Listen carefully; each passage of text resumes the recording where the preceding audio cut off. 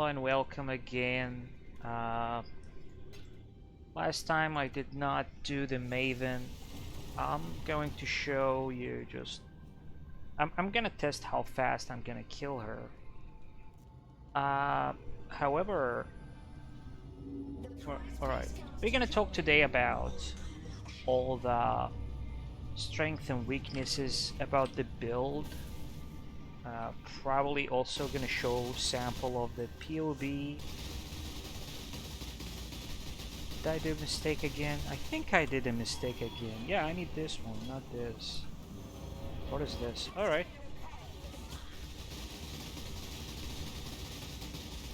That was fast. The current build is actually just... the current build is just, I would say, like... oh my god, he just hit me with this regen. No regen, yeah. So the current build is actually the mediocre budget. It's not like the super expensive budget.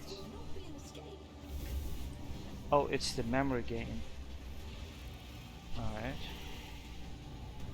I just don't like the memory game, so up, down, up. Sure. Up, down, up. This one is easy.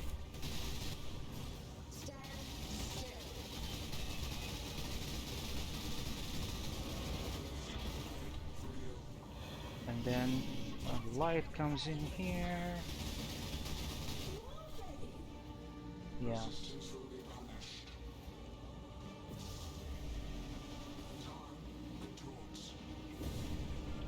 This is not the full release of the Maven.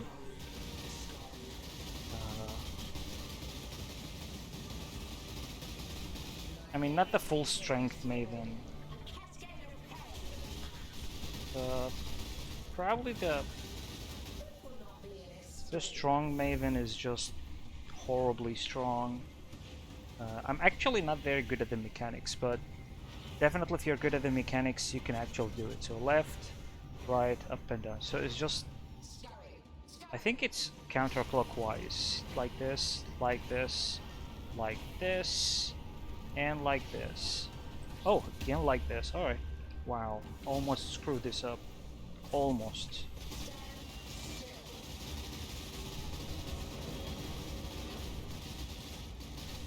I think degen just doesn't affect me. Alright. Now this guy. Now we need to release the... let go the Dying Sun, because the other memory game is a little bit longer. And I'm gonna explain a little bit about... I'm gonna explain a little bit about the Dying Sun thing. Why sometimes I put it, sometimes I don't. This a little bit... kind of little... What is this? What is this? Don't tell me it's a memory game, please. Because that is... Holy shit. Alright. Okay, okay, I think I'm gonna die. Start with this. Holy shit, I died. Whoop. Whoop, I died. I really don't know how this... I mean, it's not hard. I've seen a lot of people doing it. It's not that hard, but it's just... I'm not good with the mechanics. I just tend to forget. I guess she gonna repeat the memory game. Let's see. Which one is the first? Okay. One, up.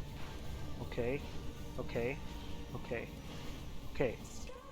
So 1, 2, 3, 4, 5, 6.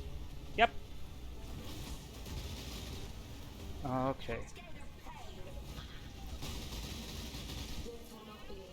Where is she? Is it another memory game? That doesn't make sense. Another memory game!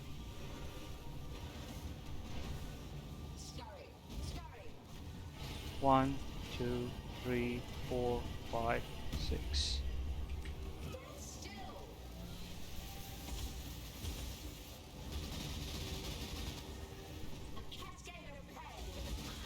cheated the memory game twice.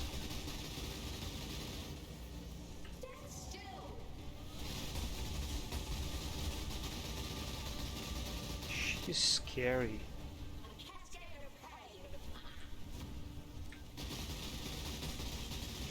Yep, I think.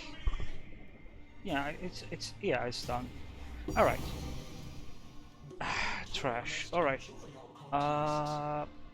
So I'm going to talk more about the build in this moment. I think we're already taking too long time. Probably I'll make it faster or what. The memory of your sting will fade soon enough. Yep. Here is the build. I'm gonna put the POE in the description in the end of the video. Down in the description so you can, but let me explain a little bit. So I bet a lot of people saw this technique is using the brutal restraint, and with 2 empty flasks you can get the traitor node and your flask will keep regenerating. You can see down below flasks are just keep regenerating, gaining charges. Alright, with the help of melding of the flesh, which I bought at that time like 4x, now it's cheaper, you can pump your resistance up to 90, 90, 90, and your block to 75, 75 by using Purity of Ice and put it on a Shaper Glove that have +2 to level of socketed gems, so you can, when you increase the efficiency of the aura effect, you will get higher values multiplier, and then you get additional cold. And this one uncap your cold resistance. By uncapping cold resistance, and this one uncapping more cold resistance, you'll eventually find yourself reaching 85. But when you increase the efficiency of the gem, you will become 90. Actually, you'll become 89. But we're using the Boot of Cassia, and Boot of Cassia I anointed skill here point called Survivalist that give you +1 to cold resistance. So technically melding of the flesh going to read 90% cold resistance and make all our resistances into 90. Investing here and there on life and resistance, it doesn't hurt at all. Pretty much give you like energy shield, armor, increase life. So if you are lucky, you can get a brutal restraint with a lot of strength points beside the nodes, and actually, or intelligence actually, but it's only give you like, I think, dexterity in here. In my case, it just gives you dexterity, doesn't give you any percentage of increasing for the strength or intelligence.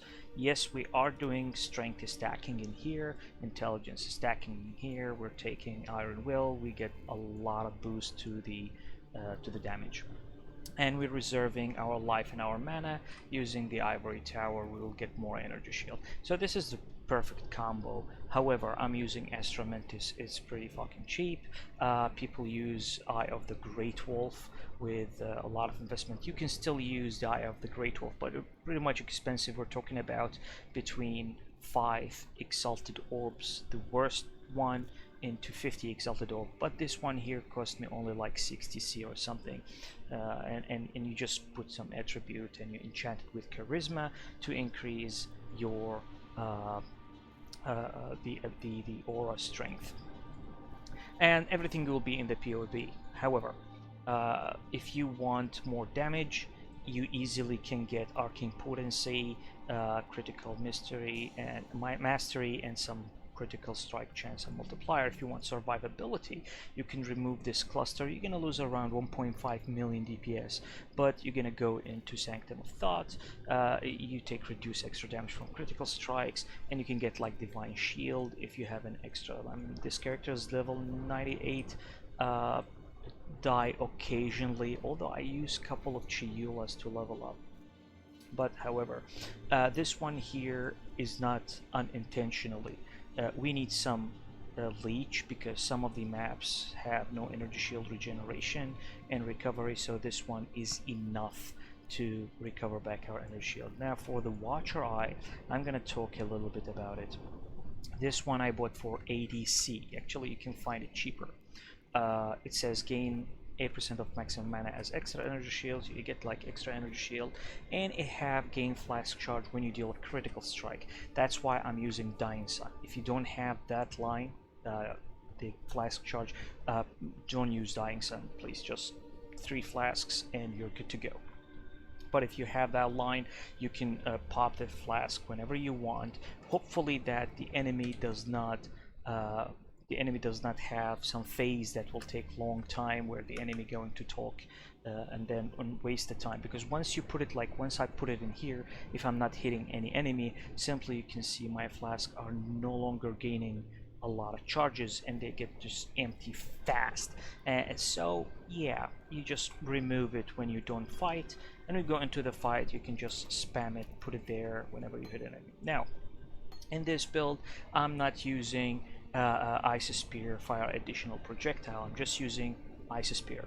Technically I put anomalous spears. Anomalous spears give us around 6 targets. We just can pierce them, and for clearing map is pretty awesome, no problem with that, because you're not dying. Any boss or anywhere can show up. You can easily just, when you go into boss room, you can just put the increased critical damage. You get like extra million DPS, and then you're good to go to deal this stuff.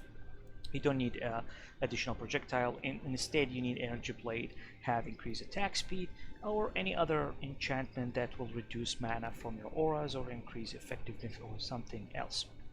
The additional projectile is pretty expensive, and definitely you ain't gonna need it, believe it or not. In case of the weapon you're using, I prefer using the ephemeral edge dusk blade to give you like extra energy shield. So technically when you do the fight and the boss throw projectiles at you, you cannot reach the boss to do the hits, you can turn off your energy shield to get maximum survivability of 14, 15, 16 to 18k energy shield based on your investment in the build. And once you do the fight, you can simply just pop in the energy blade, and you see your energy shield gets reduced, but in exchange your damage will be significantly increasing. You see, from 19k is simply pop into 57k, because all your energy shield going to go for investment to increase your damage. In the POB, this is the important point. Sorry for making the video is pretty long, guys, but in the POB I kind of like, I'm not gonna say feel like I'm not feeling sympathy or something, but a lot of people want to try the build and they don't want to invest currency. I am one of them. I usually try build doing some cheap things first to check if the build working or not with me, if I enjoy it or not, and if I enjoy it, I'm gonna go invest in the build. So in the build I put like budget items. If you want, you just click budget items, you go to the passive tree. I put 3 passive trees. This one is level 90, so technically if you're not over leveled, you just level 90, you can still do this passive tree. You do similar amount of damage, a lot of survivability, believe it or not. You just lose like 1k energy shield, but you still have survivability and all the damage required to clear all the content. If you reach level 100, technically this is the tree for level 100 if you have a character of Inquisitor that actually in level 100. And the current build, I put this tree, this is the tree I'm using right now. Again, I told you, if you want more survivability, like you want to do Simulacrum wave 30 or something like this, you just simply turn off this these 3 nodes and go into this to prevent yourself from getting a huge DPS against you from critical strike. Or even you can turn off something else and get the divine shield, still more powerful than I imagined at the beginning. Let's say yeah, was like critical strike against, yeah, we have here yeah, reduced damage from, so it have the same mastery, reduce extra damage from critical strike. This one have as a passive, just reduce extra damage from critical strike. In terms of the builds, I also put like the current build, this is what I'm using. The budget items are pretty cheap, like Hoop of All, this is very cheap. Cyclopean Coil, this is very cheap. You still have your resistance up to date, but the damage gets reduced a little bit. And this is the current build, and this is the OP endgame build, which is the same with the current build, but with the actual good corruptions. You can reach up to 9.5 million, I would say, serious DPS. Now for the skills, definitely you have the OP endgame, you have the budget, you have the current. So if you go here, the current, this is the orientation I'm using. I'm using Pierce, so go here for the current build. I use Pierce for the clearing. It's about 6.5 millions DPS, and critical damage is like 8.3 million. This is my current thing. If you don't have Awaken, Cast on Crit, Awaken, Critical Multiplier, multiple projectile, don't worry. You're not gonna lose a lot of DPS. You're gonna probably kill the boss 5 second more, required 5 second more into to kill the boss. So you don't have any awakened gem. I put a budget gems. Yeah, you see it's from 6.5 million to 4.7 million. You still rocking this star with this build. Again, on the budget build, you have your Pierce, normal Pierce. You don't need anomalous Pierce. Don't worry, you can just pop down Pierce and you just go pick like critical damage against bosses. Yeah, the thing also already suggests. So yeah, from 6.5 to 6.2, this is the thing this awakening give you. So yeah, this is the budget orientation of the build. Don't forget, when you clear, use Pierce instead of critical damage.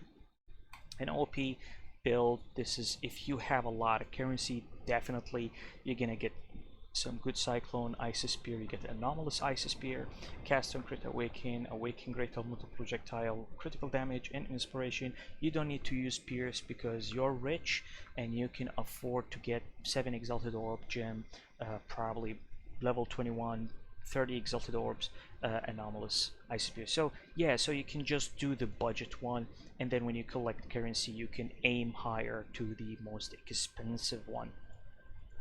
So yeah, this is I showed you how to pick the group of gems used in the build. You can change your tree from here based on what you're trying to do, and I put also some notifications. I made possible, it took a long time to literally summarize everything you need about the build. We're talking about flasks. We're using 3 flasks. I mean, I'm sure there are a lot of builds look like it, so probably you are very familiar with the technique of maintaining a flask. You can't the cascading flask, which give you less fire damage taken, and it damage doesn't bypass energy shield.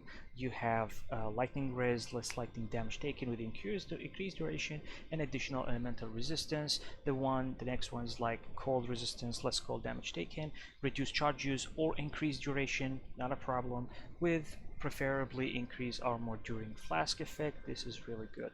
So this is the summary how to get your flasks, the essential flask for the build. Dying Sun, I explained that the Dying Sun, use it only when you have a Watcher Eye that give you extra charges.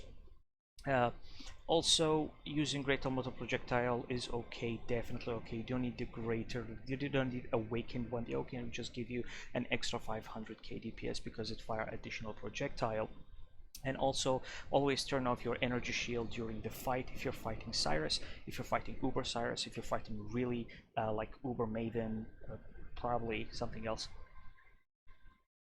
You need to turn off your energy shield to sustain more damage, and then turn on energy shield and kick the ass of the boss.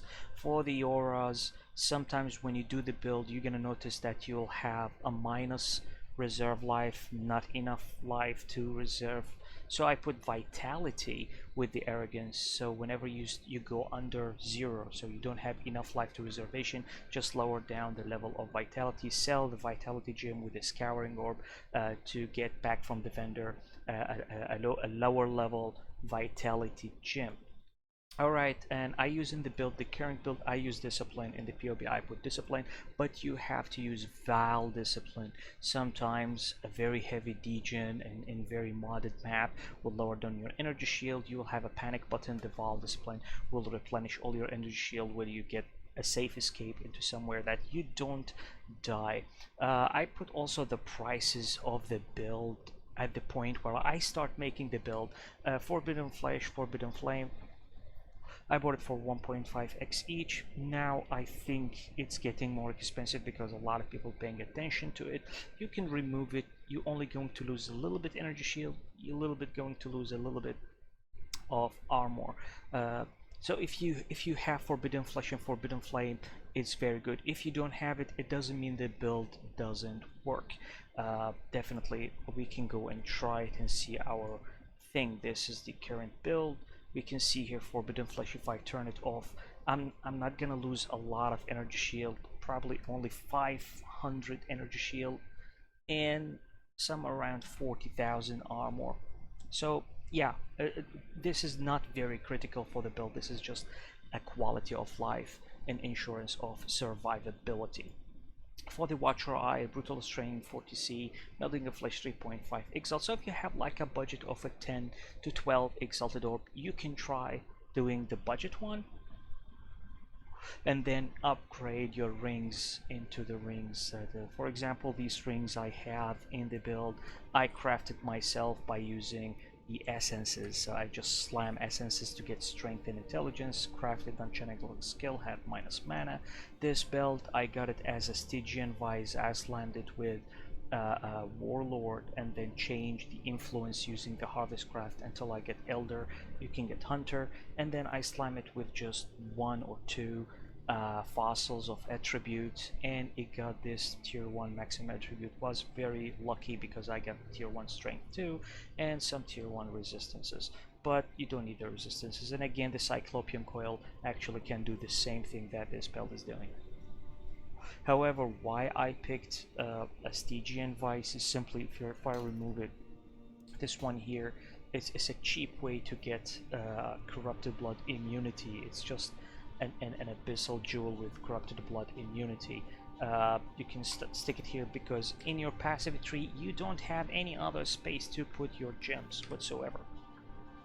This one has cost me like 20c at that time. Now it's pretty much cheaper than this. This one cost me 4 Exalted Orb, but right now it's pretty cheap. So give the build a try. I've seen this build in YouTube and I decided to make a different variation. And instead of using Firestorm, people avoid using the Ice Spear because Anomalous Ice Spear is expensive. The enchantment of Ice Spear is also expensive, so I decided to make a budget one for the Ice Spear that doesn't cost you 50 or 60 Exalted Orbs. And also the build I've seen, it didn't have 90 all resistances. It have like 75, 80, 75, and in best case scenario it can pop out to like 80 or 85. This one had 90 all resistances. So give it a try, subscribe, like. If you have any question, please leave it in the comment, and see you in another video. Thanks for watching.